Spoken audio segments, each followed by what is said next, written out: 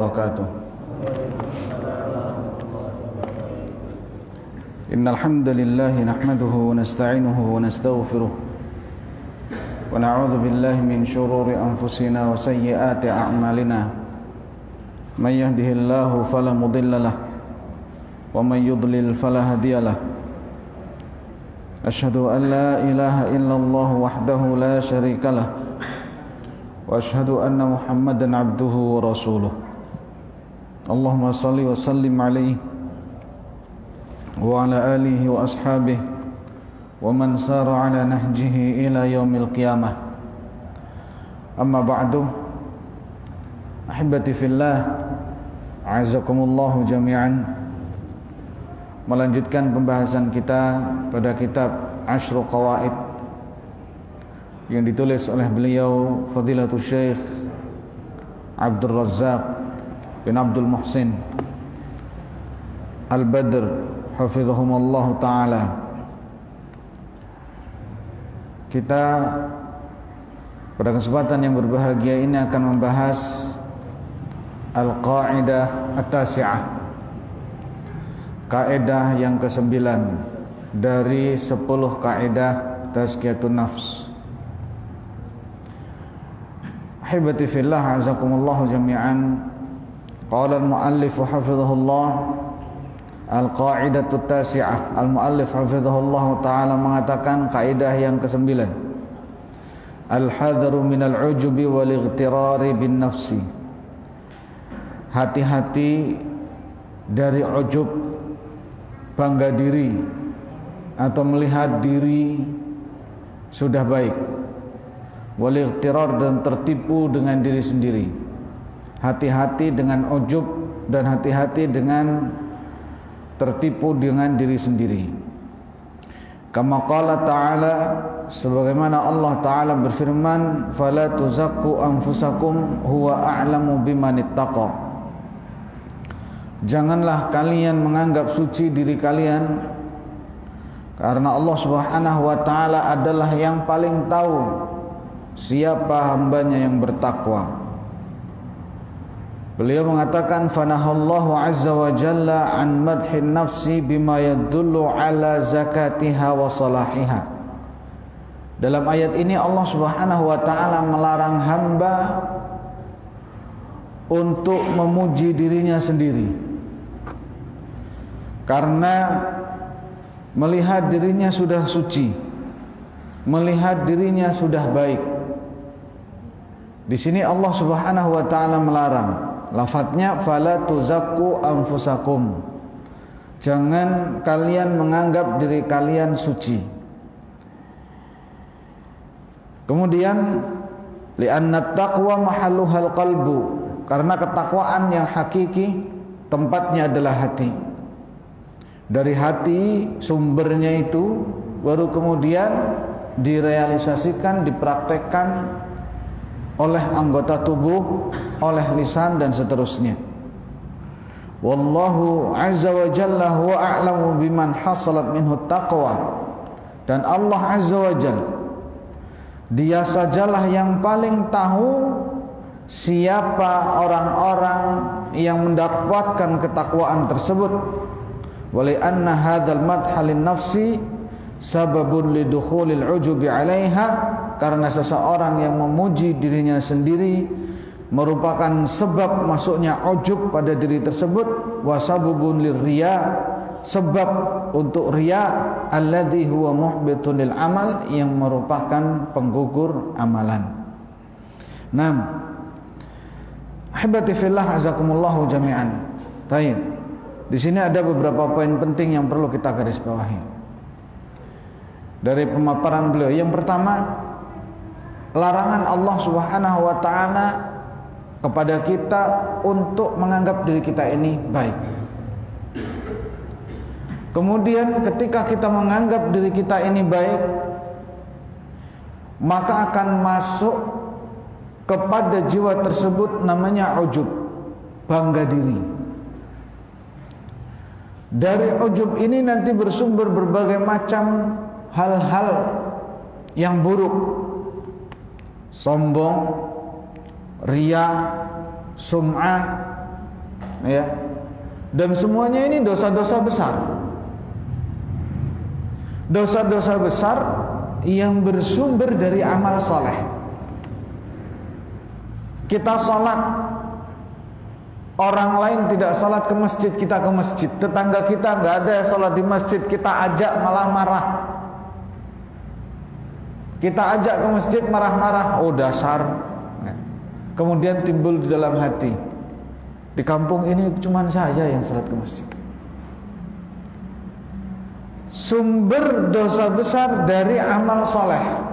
Bukan amal solehnya yang dosa besar, tapi apa yang ada di dalam hati seseorang. Amal soleh secara zahir makbul, secara zahir ketika rukunnya dipenuhi, syarat sahnya dipenuhi, amal soleh. Tapi bukan hanya sekedar secara zahir penghitungan amal soleh disebut amal soleh, zahir dan batin.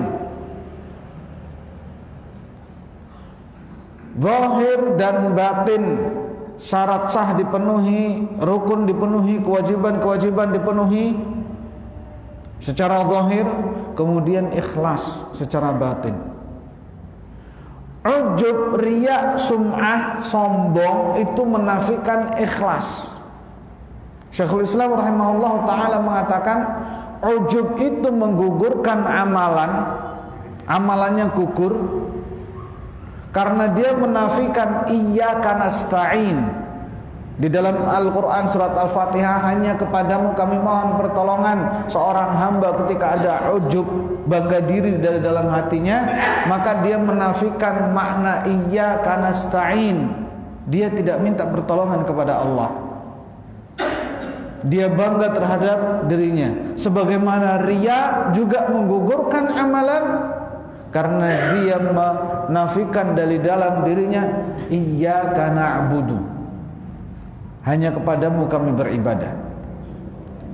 Ujub menafikan iyyaka nasta'in. Riya, pengen dilihat orang, ini menafikan iyyaka na'budu. Maka ujub dan riya menggugurkan amalan. Dalam hadis yang lain Nabi sallallahu alaihi wasallam mengatakan, diriwayatkan Imam Tabrani dan Al-Bazzar, beliau sallallahu alaihi wasallam mengatakan thalathun muhlikat, 3 hal yang membinasakan. Syuhun muta', wa hawan muttaba', wa i'jabul mar'i binafsih. 3 hal yang membinasakan ini adalah syuhun muta'. Syuh itu pelit, kikir. Tapi bukan hanya pelit, gak mau ngasih, diminta gak mau ngasih, itu namanya pelit. Pelitnya syuh bukan bakhil, lebih parah dari bakhil. Syuh itu pelit, gak mau memberi kepada orang, tapi dia ingin mengharapkan dari orang lain. Bukan hanya tidak mau memberi, tapi dia ingin yang ada pada orang lain, dia ingin minta punya orang lain. Itu namanya syuh. Yang kedua, hawa muttaba', hawa nafsu yang diikuti, yang dituruti. Yang ketiga, i'jabul mar'i binafsihi. Dan ini poin kita. 3 hal yang membinasakan. Syuhun muta' tadi, pelit yang ditaati, hawa muttaba', hawa nafsu yang dituruti, dan i'jabul mar'i binafsih, seseorang bangga dengan dirinya sendiri. Ini membinasakan. Seseorang bangga dengan amal solehnya. Nah, kemudian ahibati fillah, a'azakumullahu jami'an, beliau mengatakan wal mu'minu mahma ijtahada fi fi'li salihat wajtanabal muharramat fa innahu la yazalu muqassiran wa zaliman li nafsihi. Seseorang atau seorang mukmin walaupun dia sudah bersungguh-sungguh dalam menjalankan amal saleh, menjauhi yang haram, maka dia masih termasuk orang-orang yang muqassir. Muqassir itu belum maksimal dalam beramal soleh. Muqassir itu masih pelit dalam beramal soleh, walaupun sudah berusaha, ya, masih tergolong apa? Pelit dalam beramal soleh. Zalimun li nafsihi, berbuat zalim kepada dirinya sendiri. 6. Beliau memberikan contoh, wa idza kana Abu Bakrin siddiqu hadhil ummah. Kalau seandainya kita lihat seorang Abu Bakar, siddiqnya umat ini, ya, siddiq itu termasuk penghuni surga yang sudah dijamin oleh Allah di dalam Al-Quran. Minan nabiyyin was-siddiqin wasyuhada was-salihin, mereka yang telah diberikan nikmat oleh Allah Subhanahu wa taala. Di antaranya siddiqin, dan siddiqnya umat ini adalah Abu Bakar radhiyallahu taala anhu. Beliau, Nabi SAW, ya, menyatakan kepada Abu Bakar ketika Abu Bakar radhiyallahu anhu minta diajarkan doa di dalam salat. Siapa Abu Bakar? Sahabat Nabi paling dekat kepada Nabi, siddiq umat ini, dijamin masuk surga oleh Nabi sallallahu alaihi wasallam, yang senantiasa mengiringi perjuangan Nabi sallallahu alaihi wasallam susah dan senang, yang mengganti imamah ketika Nabi sallallahu alaihi wasallam berhalangan menjadi imam, langsung ditunjuk, diperintahkan oleh Rasulullah sallallahu alaihi wasallam, dan yang menjadi khalifahnya Rasulullah sallallahu alaihi wasallam. Yang beliau juga disinggung di dalam Al-Quran, fasayujannabuhal atqa, akan kami jauhkan dari neraka al-atqa, alladzi yu'ti malahu yatazakka, yang memberikan hartanya untuk mensucikan dirinya. Para ulama ahli tafsir mengatakan ayat ini turun kepada Abu Bakar. Artinya yang disinggung dalam ayat ini al-atqa, orang yang paling bertakwa di situ adalah Abu Bakar. Kalau kita lihat Abu Bakar, bagaimana Abu Bakar? Lisannya tidak pernah kering dari berzikir kepada Allah. Ketika membaca Al-Quran, lemah hatinya, bercucuran air matanya. Orang paling kuat dalam memegang keimanan, dan seterusnya. Fadilah Abu Bakar. Taib. Abu Bakar radhiyallahu taala anhu ketika bertanya minta doa kepada Nabi sallallahu alaihi wasallam, kata Nabi sallallahu alaihi wasallam mengajarinya, katakanlah Allahumma inni zalamtu nafsi zulman katsira.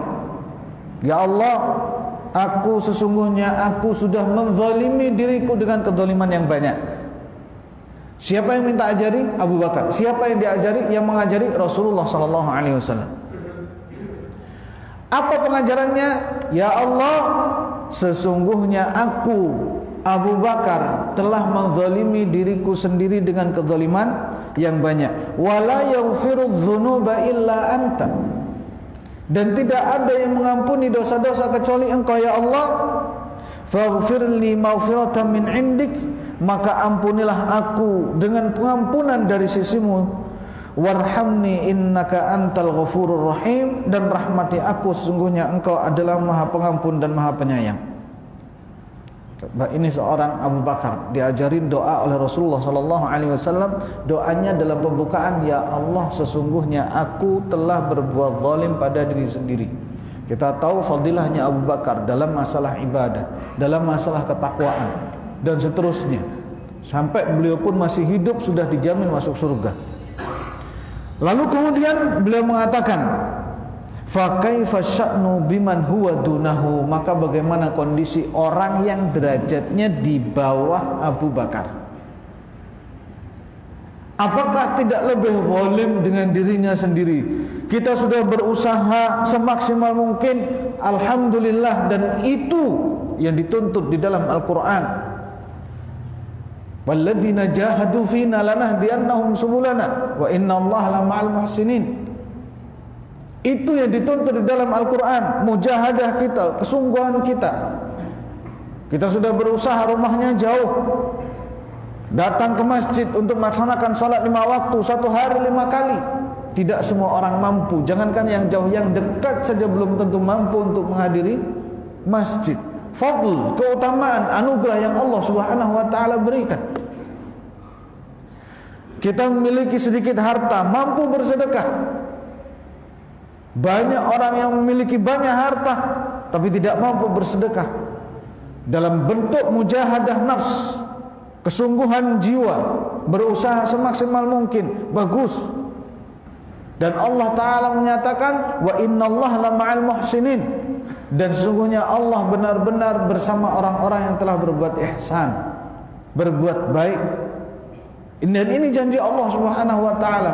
Tapi seberapapun kita yang kita usahakan, tidak bisa melampaui, mencapai seorang Abu Bakar radhiyallahu ta'ala anhu, Umar bin Khattab radhiyallahu ta'ala anhu. Antara Abu Bakar sama-sama menantu, sama-sama mertua dari Rasulullah sallallahu alaihi wasallam, sama-sama sahabat dekat. Tapi beliau mengakui ketakwaan Abu Bakar radhiyallahu ta'ala anhu dari banyak segi, dari banyak segi.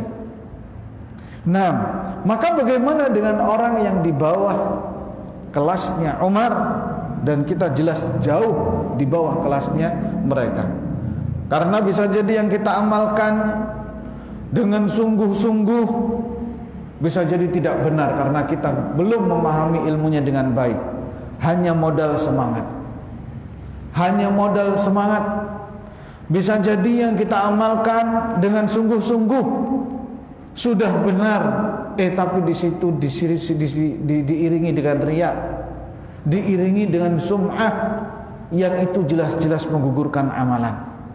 Allah Subhanahu wa taala mengatakan, man samma'a Nabi sallallahu alaihi wasallam bersabda, man samma'a samma'allahu bih wa man ra'a ra'allahu bihi. Yang memperdengarkan amalannya, Allah perdengarkan amalannya kepada orang lain. Yang memperlihatkan amalannya, Allah perlihatkan amalannya kepada orang lain sebagaimana tujuannya. Tapi Allah Subhanahu wa taala tidak membutuhkannya sama sekali. Man amila amalan, dalam hadis qudsi, asyraka fihi ma'i ghairi taraktuhu wa syirka. Yang mengamalkan satu amalan, menyekutukan aku dengan selain aku, maka aku tinggalkan dia dengan sekutunya. Allah tidak membutuhkan sedikit pun amalan dari kita. Bisa jadi amalan kita tidak benar, modal semangat. Atau bisa jadi amalan kita sudah benar tapi tidak diiringi dengan keikhlasan, sehingga amalan kita gugur. Kita tidak memiliki amalan, sudah lelah beramal, bahkan mungkin dosa yang kita dapatkan seperti tadi, riya, sum'ah, bukan hanya sekedar gugur tapi bagian daripada dosa besar. Riya mungkin kita tidak sadar, tapi Nabi SAW mengatakan, yang paling aku khawatirkan pada diri kalian adalah syirik kecil. Syirik kecil. Fasu'ila anhu faqala ar-riya. Beliau ditanya apa itu syirik kecil, beliau mengatakan itu adalah riya. Subhanallah. Tidak merugikan orang lain sama sekali, tidak memusnahkan sesuatu milik orang lain sama sekali, atau milik kita musnahkan gitu sehingga mungkin orang lain ada yang tersinggung. Tidak sama sekali. Itu riya, mencari ridha selain Allah Subhanahu wa ta'ala. Tapi termasuk dosa paling besar karena dia bagian daripada syirik. Dan syirik adalah dosa paling tinggi, paling besar yang tidak diampuni oleh Allah Subhanahu wa taala. Maka kemudian di sini Nabi sallallahu membahasakannya syirik kecil. Membagi keikhlasan kepada selain Allah Subhanahu wa taala. Nah, wa qala wa indama sa'alat ummul mu'minin Aisyah radhiyallahu anha an qaulihi ta'ala, dan tatkala ummul mukminin bertanya kepada Nabi sallallahu alaihi wasallam tentang ayat Al-Qur'an, walladzina yu'tuna ma atau wa qulubuhum wajilah annahum ila rabbihim raji'un. Dan orang-orang yang memberikan apa-apa yang telah mereka berikan dan hati mereka merasa khawatir bahwa mereka akan dikembalikan kepada Allah Subhanahu wa taala, akan kembali nanti kepada Allah Subhanahu wa taala, memberikan apa-apa yang mereka berikan, tapi hati mereka ada rasa takut, hati mereka ada rasa khawatir. Aisyah bertanya, "Ya Rasulullah, apakah mereka orang-orang yang minum khamr? Apakah mereka adalah orang-orang yang mencuri?" Mereka beramal khawatir, ya, khawatir, ada rasa takut, ya. Maka kata Nabi SAW, beliau mengatakan, "La ya bintas Siddiq." Tidak wahai anaknya As-Siddiq, anaknya Abu Bakar, bukan itu yang difaham. Walakinnahum, akan tapi alladzina yasumun wa yusallun wa yatasaddaqun. Mereka adalah orang yang puasa, orang yang salat, orang yang bersedekah. Walakinnahum wahum yakhafuna alla tuqbalu minhum. Tapi mereka khawatir itu amalan-amalan tidak diterima. Allah Subhanahu wa taala memuji mereka di sini. Allah Subhanahu wa taala memuji mereka di dalam ayat ini, surat Al-Mu'minun. Hibati fillah azakumullahu jami'an.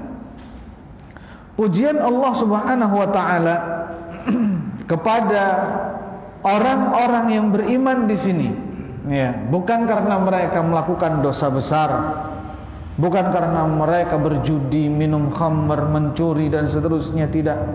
Ya, mereka khawatir, takut dosanya, bukan, tapi orang-orang yang beramal soleh. Artinya apa? Jangan kita merasa nyaman, merasa aman dengan amalan kita. Bahkan mungkin sebagian kalangan berpikir, salat sudah, ibadah sudah, zakat sudah, haji sudah pernah tahun ini, zakat sudah pernah saya lakukan, akikah sudah pernah, apalagi yang belum? Alhamdulillah, seluruh amal saleh sudah pernah saya lakukan. Kenapa harus hitung-hitungan seperti itu? Kenapa harus di haji sudah sekali, umrah sudah 2 kali, ini sudah itu? Lah, amalan kita bukan untuk dihitung sebagai perbendaharaan, sudah pernah ini dan itu, tapi amalan kita lillah. Sangat sedikit sekali, kenapa harus dihitung? Kehidupan kita sehari semalam 24 jam, 7 hari dalam 1 minggu, 31 hari atau 30 hari dalam 1 bulan, itu harus didermakan sebagai pengabdian diri kepada Allah.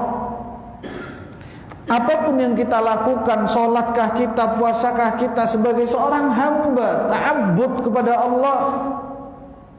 Bahkan tatkala hal-hal yang biasa seperti bekerja, mencari nafkah yang sifatnya wajib, makan, tidur, jadikan itu sebagai bentuk ketaatan seorang hamba kepada Allah, mendermakan diri, mengabdikan betul-betul sebagai hamba yang butuh kepada Allah Subhanahu wa taala. Tidak boleh lepas itu. Seorang mukmin dikatakan oleh Allah Subhanahu wa taala di sini, ketika dia mendermakan apapun yang sudah dia berikan, dia khawatir jangan-jangan tidak diterima. Jangan-jangan amal ibadah saya ditolak, merasa tidak aman. Itu harusnya seorang mukmin. Lalu apa? Mohon kepada Allah, ya Allah diterima. Nah, lalu dalam riwayat lain, wa qala Abdullah ibnu Abi Mulaikah, Abdullah ibnu Abi Mulaikah, ada yang menyebutnya Abdullah bin Abi Malikah, berkata, adraktu aktsara min 30 sahabiyan, aku menemui lebih dari 30 sahabat, kullahum, seluruh mereka, yakhafun nifaq ala nafsihi, takut kemunafikan ada pada dirinya, takut kemunafikan, sifat, ciri-ciri, bentuk, perbuatan dan seterusnya itu ada pada dirinya.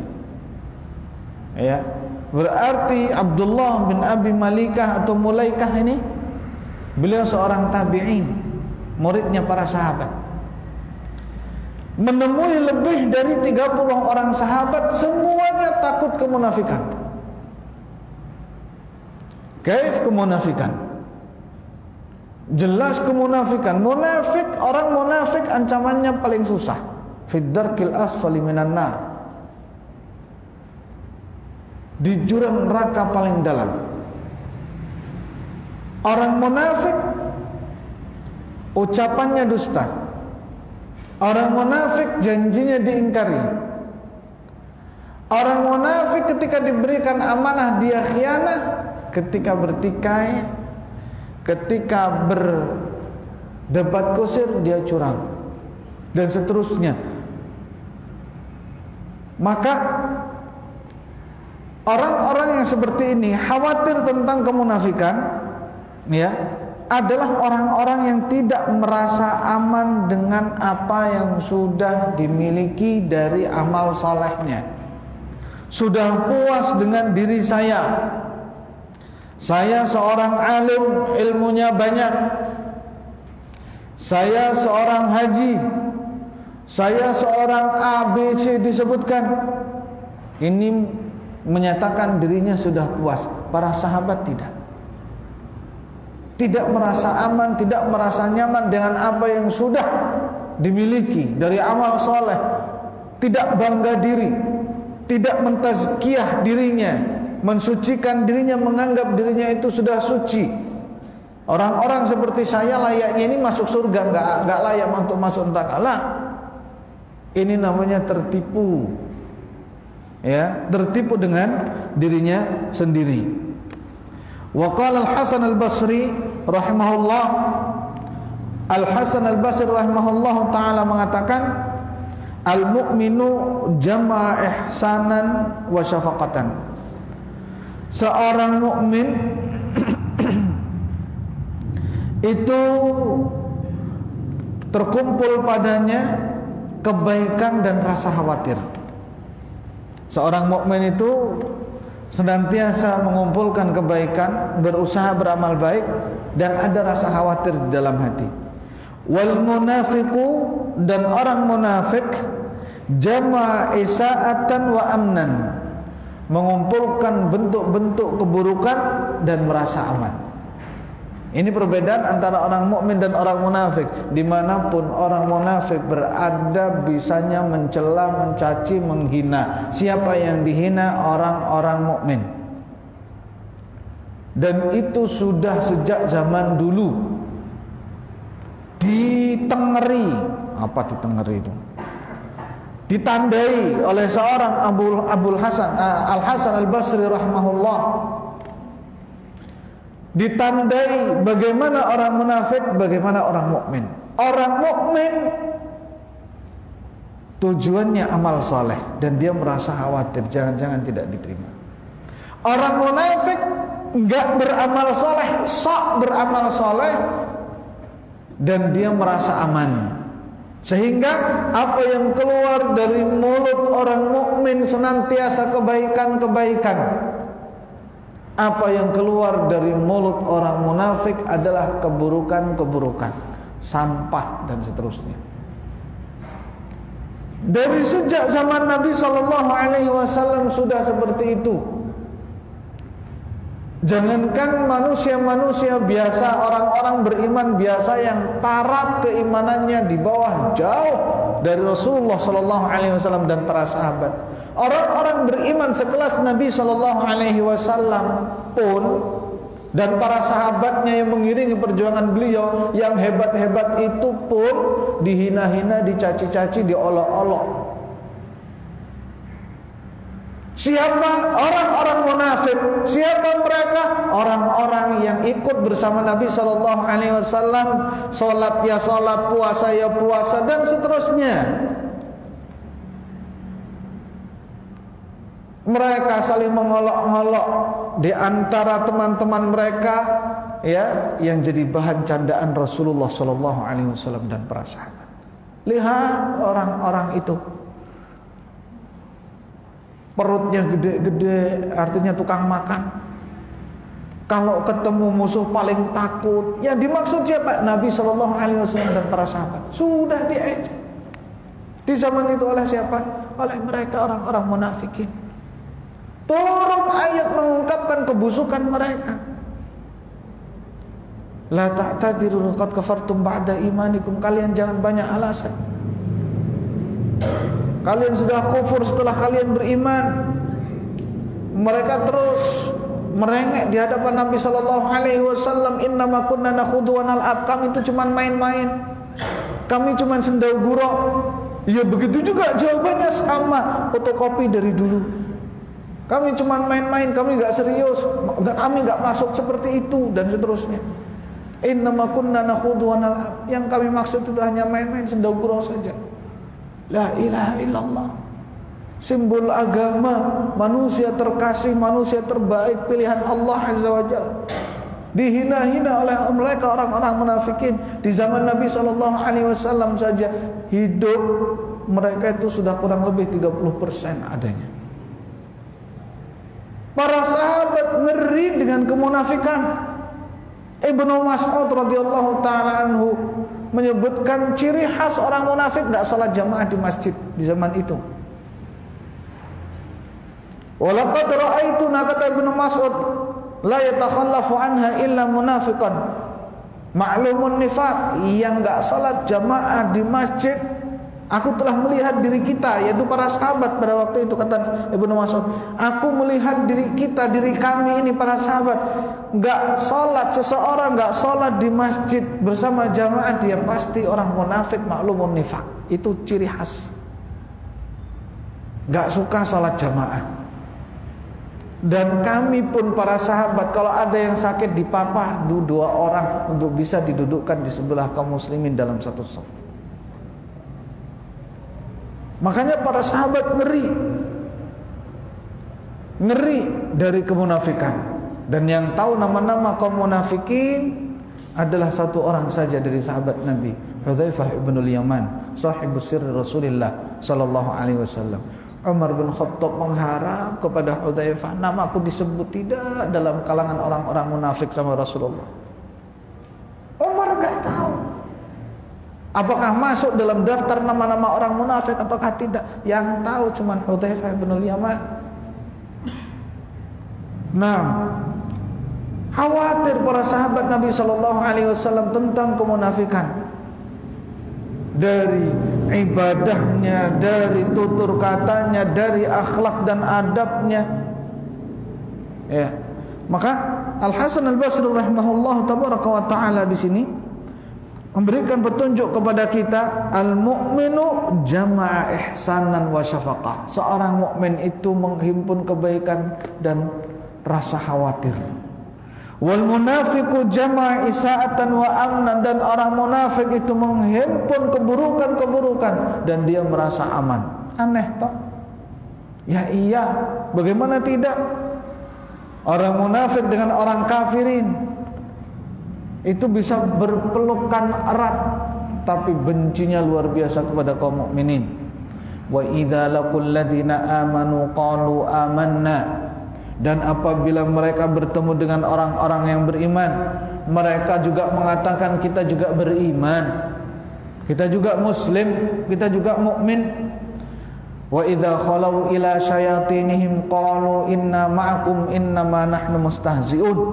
Kalau mereka sudah ketemu dengan teman-teman mereka, setan-setan mereka, satu golongan dengan mereka, orang-orang munafik yang sudah ketemu orang beriman tadi di sana, sekarang kumpul dengan setan-setan mereka, bisa peluk cium. Kami itu aslinya sama kalian. Sama, kita itu sama. Kami cuma mengejek, mengolok-olok mereka orang-orang yang beriman itu. Allahu yastahzi'u bihim wa yamudduhum fi tughyanihim ya'mahun. Allah justru yang mengolok-olok mereka dan membiarkan mereka dalam tughyan, dalam melampaui batas mereka terombang-ambing. Jangan dikira kemudian orang-orang munafikun sejak zaman Nabi SAW di dunia menang, di alam akhirat karena dia beriman terus kemudian tetap menang. Tidak selamanya seperti itu. Enaknya mereka hidup bergelimang harta dan seterusnya, banyak kawan dengan apalah, tidak. Allah yang mengolok-olok mereka. Mereka mengolok-olok kaum mukminin. Allah Ta'ala membalas dengan olokan-olokan mereka. Dan Allah membiarkan mereka bukan karena Allah sayang dengan mereka, tapi dibiarkan terombang-ambing, penuh dengan dosa. Innama numli lahum liyazdadul isma, kami biarkan mereka agar mereka semakin bertambah dosa. Nah, kemudian summatal al-Hasan, kemudian Al-Hasan Al-Basri rahimahullah membaca firman Allah Subhanahu wa taala, innal ladzina hum min khasyati rabbihim musyfiqun. Mereka sungguhnya mereka orang-orang yang merasa khawatir, ya, dari atau karena rasa takut mereka kepada Allah Subhanahu wa taala. Jadi karena rasa takutnya, ya, menimbulkan rasa khawatir. Ya, jangan-jangan saya ini, justru ini yang harus dicapai oleh seorang hamba ketika melakukan amal saleh. Dia harus merasa khawatir, merasa takut, merasa tidak aman, ya, dari amalan-amalan yang telah dilakukan, sehingga apa? Sehingga memotivasi dirinya untuk menjadi yang lebih baik, untuk menjadi lebih ikhlas dalam beramal. Nah, ahibati fillah azakumullahu jami'an. Ada beberapa hal agar kita ini bisa terhindar daripada ujub. Karena ujub ini berbahaya. Ujub ini penyakit hati yang terkadang bahkan yang merasa, yang melakukan itu tidak merasa. Apalagi orang lain, pelakunya saja tidak terasa. Ada beberapa hal yang perlu kita perhatikan. Di antaranya al-hadzaru minal ujub, hati-hati dengan ujub. Jangan-jangan ujub nih. Jangan-jangan ujub nih. Kita tahu salasun muhlikat, 3 hal yang membinasakan. Di antaranya satu, i'jabul mar'i bi nafsi. Seorang bangga dengan dirinya. Ini betul-betul membinasakan. Maka Ibnu Qayyim rahimahullahu taala itu memberikan tips kepada kita. Beliau mengatakan, al-'arifu la yarda bi syai'in min 'amalihi li rabbih. Seseorang yang paham, dia tidak merasa puas dengan amalannya yang ia aturkan kepada Allah, tidak merasa puas, ya. Tidak merasa puas itu kita pahamlah kalau puas. Udah puas belum? Belum, nambah lagi, kan gitu. Ya, masih haus, masih nambah lagi, belum puas. Ya, orang kalau mencaci maki, cacian makiannya belum puas, tambahin lagi sama dia. Caci maki dengan sumpah apa? Udah puas belum? Belum, tambah lagi, kan begitu. Nah, ini seorang yang paham, orang alim, orang mukmin, ya, ketika dia beramal untuk Rabbnya, dia tidak merasa puas. Wala yarda nafsahu lillahi tarfata ain, dan dia tidak merasa puas dengan dirinya sedikit pun, ya, apapun yang sudah diraihnya, dia tidak merasa puas. Jelas lillahi ta'ala dia lakukan, tapi dia tidak merasa puas. Kalau kita mau melihat Nabi SAW, Aisyah radhiyallahu taala anha melihat ketika beliau sallallahu alaihi wasallam melakukan salat malam dengan berdiri yang sangat panjang sekali. Kedua kakinya sampai bengkak. Seberapa panjang sih sampai membuat kedua kaki itu bengkak? Ya. Beliau Aisyah radhiyallahu taala anha mengatakan, Allah sudah mengampuni dosa-dosa Anda yang telah lalu atau yang akan datang. Sudah diampunkan oleh Allah. Kenapa Anda melakukan ini? Maka Nabi sallallahu alaihi wasallam mengatakan, afala uhibbu an akuna 'abdan syakura? Tidakkah aku ini cinta menjadi hamba yang bersyukur kepada Allah? Ya.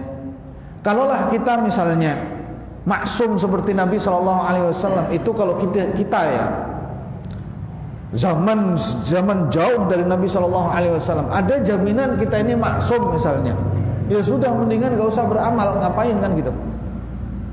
Nabi sallallahu alaihi wasallam tidak. Nabi sallallahu alaihi wasallam bangun malam berdiri untuk melaksanakan sholat 4 jam, 6 jam atau 7 jam. Bisa kita lihat di dalam surat Al-Muzammil pembukaan, ya ayyuhal muzammil qumil laila illa qalila nisfahu aw inqus minhu qalila aw zid 'alaihi warattil qur'ana tartila. Kemudian dipastikan lagi di penutup surat ini dalam ayat terakhir, inna rabbaka ya'lamu annaka taqumu adna min thulutsayil lail wa nisfahu wa thulutsahu wa ta'ifatun minal ladzina ma'ak. Perhitungannya setengah malam, 2/3 malam, atau sepertiga malam. Sepertiga malam 4 jam, setengah malam 6 jam, kurang daripada 2/3 malam. 2/3 malam 8 jam, maka kurangnya 7 jam. Subhanallah, pembuktiannya, faktanya, ayat ini mengabarkan faktanya. Para sahabat yang ikut berdiri menjadi makmumnya Nabi SAW dalam Qiyamul Lail, cerita Ibnu Abbas, cerita Ibnu Mas'ud, cerita Jabir bin Abdullah. Ibnu Mas'ud menceritakan Nabi SAW salat malam setelah membaca surat Al-Fatihah membaca surat Al-Baqarah. Kata Ibnu Mas'ud di dalam hati, 100 ayat insyaallah rukuk, ya. Rukuk dalam 100 ayat. Ternyata tidak, dan bacaan Nabi SAW murassalah, tartil, pelan-pelan membaca surat Al-Baqarah. Ternyata 100 ayat belum rukuk, 200 ayat belum rukuk, sampai akhir surat Al-Baqarah belum rukuk, ditambah lagi surat An-Nisa, belum rukuk, selesai An-Nisa, tambah lagi Ali Imran. 5 juz, Pak. 1 rakaat. Bayangkan, itu 1 rakaat. Wajar beliau SAW berdiri sampai kakinya bengkak, dan salat beliau 11 rakaat kalau malam. Kadang memanjangkan berdirinya, kadang memanjangkan rukuknya, kadang memanjangkan sujudnya. Maka wajar setelah selesai salat malam, beliau SAW rebahan miring. Setelah azan subuh beliau rebahan miring. Para ulama menganggap ini sunnah, karena Nabi SAW senantiasa melakukan sebagai bentuk istirahat. Kita baru bangun tidur, miring lagi, ya tidur lagi. Nabi SAW dari bangun malam, bahkan Ibnu Hazm Adz-Dzahiri mengatakan hukumnya wajib rebahan miring, karena Nabi SAW senantiasa melakukannya. Subhanallah. Ada di situ apa? Usaha untuk menambah sebagai hamba Allah Subhanahu wa taala yang bersyukur kepada Allah. Seorang hamba yang paham, yang tahu, ya, dia tidak puas dengan amalannya. Kata Ibnu Qayyim rahimahullah taala di situ, dia tidak puas dengan amalan yang sudah dia lakukan.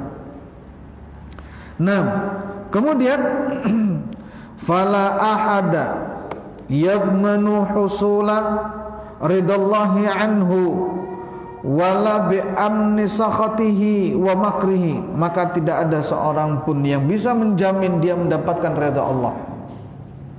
Seorang mukmin seharusnya apa? Merasa khawatir dengan dirinya.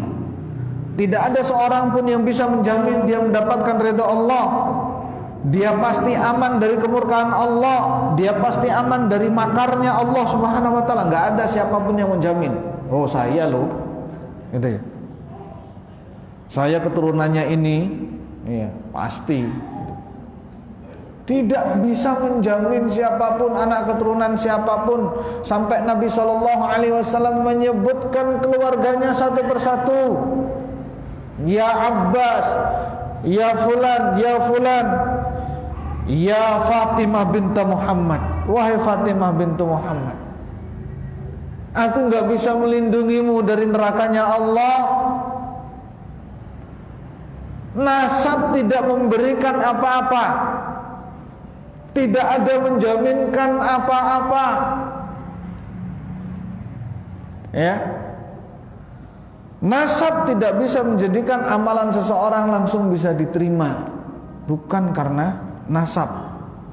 Nah, kemudian beliau mengatakan di sini, tidak ada siapapun yang bisa menjamin dirinya dapat ridha Allah, aman dari murka dan makar Allah Subhanahu wa taala. fa alamatu sidqin niyyah alla yu'jibal mar'u bi amalihi wa la yaghtarru bihi. Dan tanda kalau niat seseorang itu sudah baik, maka dia tidak bangga terhadap dirinya dan juga tidak tertipu. Fal muslim yarju rahmatullah, seorang muslim senantiasa agar mengharapkan rahmat Allah, wa yakhsha adzabahu, takut kepada azab Allah, wa yuhsinudzanna billah, memperbaiki husnudzan kepada Allah, wa la ya'manu min makrih, dan tidak merasa aman daripada makarnya Allah Subhanahu wa taala. Makar Allah itu apa? Seperti yang dialami orang-orang munafikin. Merasa apa? Aman. Kenapa? Tidak ditegur oleh Allah, tidak diazab oleh Allah. Lalu kemudian mereka semakin semena-mena, tutur kata dan seterusnya semakin tidak karuan. Maka di sini kita seorang mukmin harus bisa seperti itu, tidak merasa aman dari makar Allah, tidak merasa aman daripada adab Allah, senantiasa husnudzan kepada Allah Subhanahu wa taala, dan rasa khawatir terus harus ada pada diri kita. Semoga amal kita diterima oleh Allah Subhanahu wa taala dan dosa-dosa kita diampunkan. Wallahu taala alam bisawab. Naktafi bihadzal qadar. Wa sallallahu ala nabiyyina Muhammadin wa ala alihi washabbihi ajmain, wa akhiru da'wana alhamdulillahirabbil alamin. Subhanakallahumma bihamdika asyhadu an la ilaha illa anta astaghfiruka wa atubu ilaik. Wassalamu alaikum warahmatullahi